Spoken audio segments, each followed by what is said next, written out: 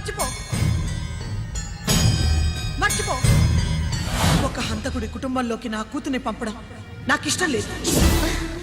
నేను మాట్లాడేది అతని తమ్ముడు గురించి కాదు, నాన్న గురించి.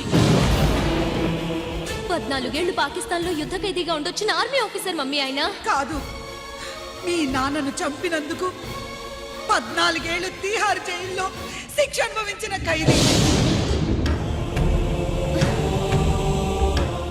మీ నాన్నను చంపింది తనేనని 10 మందిలో ఒప్పుకోవాలి. మనకి క్షమాపణ చెప్పాలి.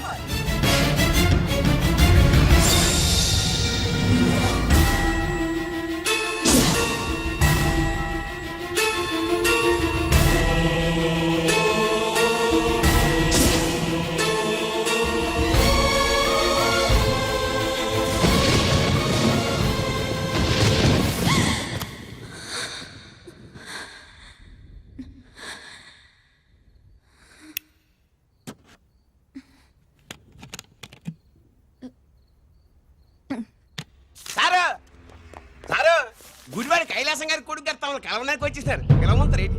వాడు వచ్చాడా, నువ్వు తీసుకొచ్చావా? నాకేం తెలుసు సార్. పోనీ వాళ్ళ నాన్న తెలుసా? అమ్మతో ఆడు కూడా తెలవచ్చు సార్. పేరు గోత్రం చెప్తుంటే తెలిసేమో అనుకున్నాలే. రమ్మను. ఒరే కిరణం, నీ నాన్న గుడిని మింగేసే రకమైతే ఈడ దేశాతాబ్దంలో కట్టారు. అప్పుడెంత మింగేసినారు కూడా చెప్పేసి రకం. కొంచెం జాగ్రత్త. రారవే.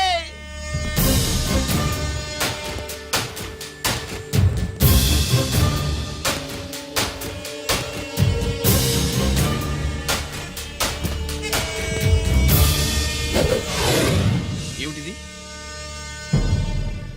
దీన్ని సూట్ కేస్ అంటారు. దీనివల్ల మన దేశంలో కొన్ని ప్రభుత్వాలే కూలిపోయాయి. నువ్వంత గొప్ప పని చేయక్కర్లేదు. జైల్లో ఉన్న మా మామయ్య కుప్పస్వామి మీద కేసు లేకుండా తప్పిస్తే ఇందులో ఉన్న డబ్బంతా నీదే. బోనస్గా నీ తమ్ముడు నిర్దోషిగా విడుదలవడానికి మేం సాయం చేస్తాం.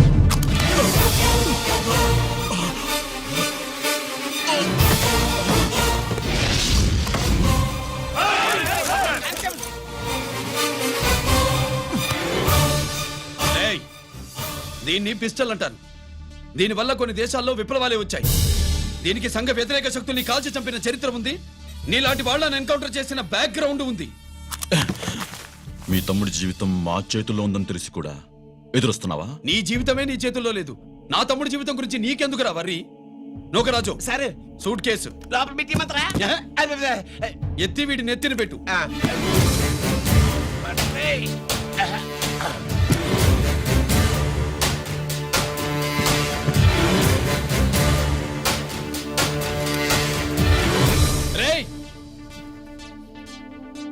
వెళ్ళి నీ బాబుకు చెప్పు, ఈ రంజిత్ కుమార్ లంచం తినడు, తిన్నది కక్కిస్తాడని.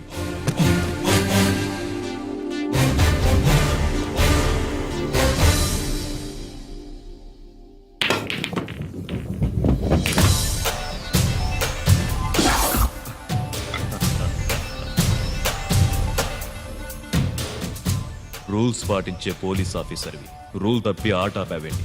నీకు ఆడడం తెలుసు, నాకు ఆడుకోవడం కూడా తెలుసని నీకు చెప్పడానికి. బాల్ని పాకెట్లో వేసే క్యూ నీ చేతిలో ఉంది. లాకప్లో తోసిన వాళ్ళని ఎర్రగొట్టే లాఠీ స్టిక్ మా చేతుల్లో ఉంటుంది. సూట్ కేస్ తిప్పి పంపించావు కదా, నిజాయితీ పరుడి ఫేస్ ఇలా ఉంటుందని చూపించడానికి వచ్చావా? అవినీతి పరుడి ఫేస్ ఎలా ఉంటుందో చూసి వేటు తప్పదని హెచ్చరించడానికి వచ్చా. ఏంట్రా మేం చేసిన అవినీతి? టెండర్లు పాడి నాసిరకం ప్రాజెక్టులు కట్టి జనం డబ్బు వృధా చేస్తున్నావా? హాస్పిటల్ కి కల్తీ మందులు అమ్మి సొమ్ము చేసుకుంటున్నావా? ఆయుధాలే కదా అమ్ముకుంటున్నావు. దీనివల్ల ప్రజలకేంటి నష్టం?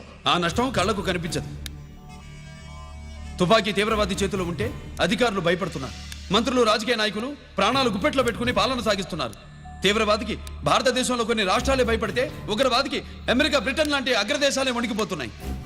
దేవుడిచ్చిన తెలివితేటల్ని ఇలా ఆయుధాలమ్మి కోట్లు గడిస్తున్నారు. నీలాంటి వాళ్ళ ఆట కట్టించడానికే దేవుడు నాలాంటి ఆఫీసర్లను పుట్టిస్తాడు. నీలాంటి ఆఫీసర్లని చెస్ బోర్డ్ లో పావుల్ని కదిపినట్టు కదిపి మా ఇష్టం వచ్చిన చోటికి ట్రాన్స్ఫర్ చేయించే కెపాసిటీ ఉన్న పార్లమెంటేరియన్ ని నేను. ఆల్రెడీ మీ తమ్ముణ్ణి బోనెక్కించా. మాట వినకపోతే ఏం చేస్తావు? నీ ఇంటి పేరు గుడివాడ, నీ ఊరు గుడివాడ. చెప్పరా, గుడివాడకి ఏ పక్క నీ అడ్డ? హనుమాన్ జంక్షన్ వైపా, పామర వైపా? ఈ సైడ్ అయితే ఆంజనేయ స్వామికి బలిస్తా, ఆ సైడ్ అయితే ఉయ్యూరు షుగర్ ఫ్యాక్టరీలో క్రష్ చేస్తా. Count your number of days.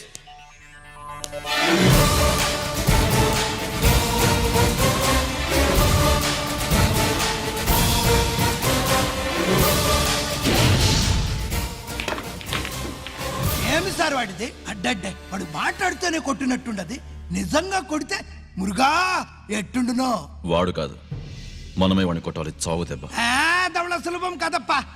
ఇదిగో వాడు కుప్పుస్వామి చేత రహస్యాలు చెప్పిస్తాడని నాకు పెరియ నమ్మకం. కుప్పుస్వామి జైలు నుంచి కోర్టుకెళ్ళడు.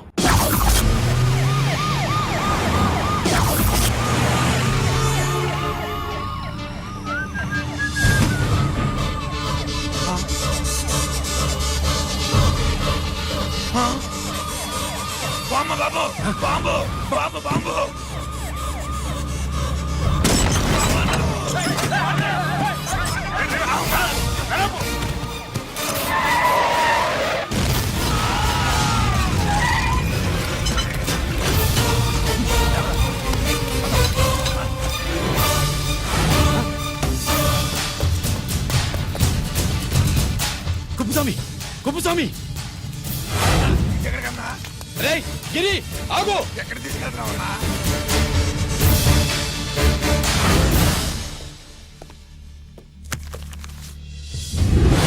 ఇదేంటయ్యా, ఇతను ఇంకా ఉద్యోగంలోనే ఉన్నాడా? పీకేయమని చెప్పాగా.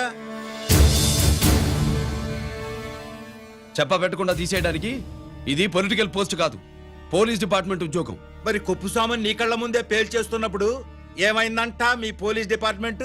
ముఖ్యమంత్రి దగ్గర నుంచి మంత్రుల దాకా అందరూ బుల్లెట్ ప్రూఫ్ జాకెట్లు ఎందుకు వేసుకుంటున్నారు తమరు ఎక్స్ప్లెయిన్ చేస్తే మీ ప్రశ్నకి నేను మా డిపార్ట్మెంట్ తరఫున సమాధానం చెప్తాను సార్. ఏంటయ్యా రెచ్చిపోయి మాటకు మాట మాట్లాడుతున్నావు? కుప్పుస్వామితో పాటు నీ తమ్ముడు కూడా అదే వ్యాన్ లో ఉన్నాడు కదా, వాడు ఎందుకు పెళ్లిపోలేదు? ఎలా తప్పించుకున్నాడు? ఇంతకీ మీ బాధ కుప్పుస్వామి పోయినందుక, మా తమ్ముడు తప్పించుకున్నందుక? నువ్వు నీ తమ్ముడిని తప్పించినందుకు. మంత్రి గారు, నోటికి ఏది వస్తే అది మాట్లాడడం మీ రాజకీయ నాయకులు చేసే పని, మా పోలీసుల పని కాదు. మా తమ్ముడితో పాటు కోటిగాడు కూడా తప్పించుకున్నాడు. వాళ్ళిద్దరు పారిపోయారు. ఎవరైనా తప్పించారో 24 గంటల్లో డిఐజీ గారి టేబుల్ మీద పెడతాను. అదేంటయ్యా అంత రెక్లెస్ గా మాట్లాడేళ్తాడేంటి? చేతులు తడుపుకునే ఆఫీసర్లైతే మీలాంటి వాళ్ళని చూసి నీళ్ళు నవ్వులుతారు. గుండెలు మండే ఇలాంటి వాళ్ళు నిప్పులు కక్కి వెళతారు. సాయంత్రంలో పతను మీ వాళ్ళను పట్టుకోకుండా చూసుకోండి.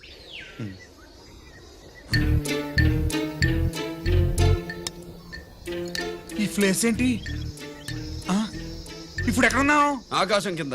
అంటే భూమి మీద. మరి ఆ మందేంటి? పోలీసుల నుంచి తప్పించుకున్నాం కదా, పార్టీ చేసుకుందామని. పార్టీయా? ఆ, మరి కట్టేసావేంటి? మందెక్కువైతే పడిపోతావని. నాకొద్దు. వద్దంటే ఎలా రాగొట్టిగా? అయితే నువ్వు కూడా తాగు. లేదు, నువ్వు తాగాలి, నేను వినాలి. ఏం వినాలి? నువ్వు చెప్పేది. ఏం చెప్పాలి? నిజం. కుప్పుస్వామిని చంపింది ఎవరు? నాకేం తెలీదు, నాకేం తెలీదు. రేయ్! కొట్టొద్దు, దండం పెడతానా? ఒరే కొట్టిగా, కుప్పుస్వామిని చంపడానికి పోలీస్ వ్యాన్ మీద బాంబులు వేయడం చూసాక నువ్వు వ్యాన్ నుంచి దూకేశావు. నీ టైం బాగుంటే బతికావు, లేకపోతే అన్నా పొరపాటున పోయింటే ఏమైందన్నా? పవర్ పోయేది. నీ శవాన్ని తీసుకుని నేను మీ ఇంటికి వెళ్ళేవాడిని. మీ ఇద్దరు పిల్లలు నాన్న పోయావా, నాన్న పోయావా అని ఏడ్చేవాళ్ళు.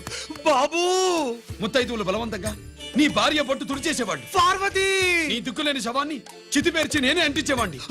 అది సగం గాలి ఆరిపోయేది. మిగిలిన శవాన్ని కాకులు గద్దలు తినకుండా నేనే కిరసనాలు పోసి అంటించేవాడిని. వద్దల్లా, వద్దల్లా. నిజం చెప్పేస్తా. పోనీ ఫిట్రోల్ పోయినా అసలు ఈ కదే వద్దల్లా. వద్దు. నిజం చెప్పేస్తానల్లా, చెప్పేస్తా. సరే నేరు ఇటు నా సీటు మీద కాన్సన్ట్రేట్ చేసినారు.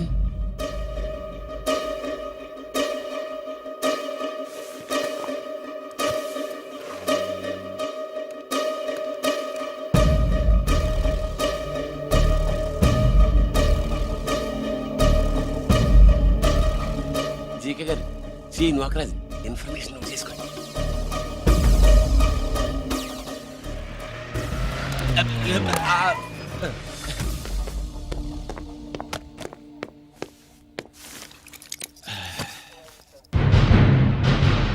పరమేశ్వరుడికి కాదు, మనకి 3 కనున్నాయి.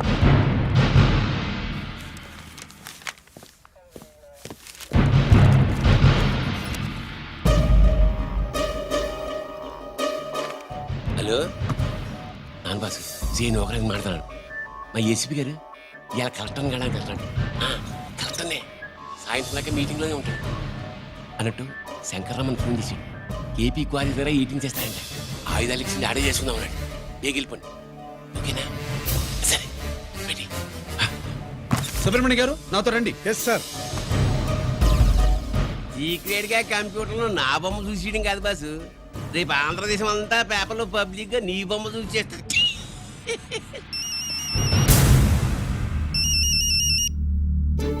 అన్నా నేను కోటిగాడిని అది తెలుసులేరా, ఎక్కడున్నావు? పారిపోయి ఫారెస్ట్ లో దాక్కున్నా. ఈ వచ్చేయమంటావా? వద్దు నువ్వు అక్కడే ఉండు. రంజిత్ని చంపడానికి ప్లాన్ వేస్తున్నారు.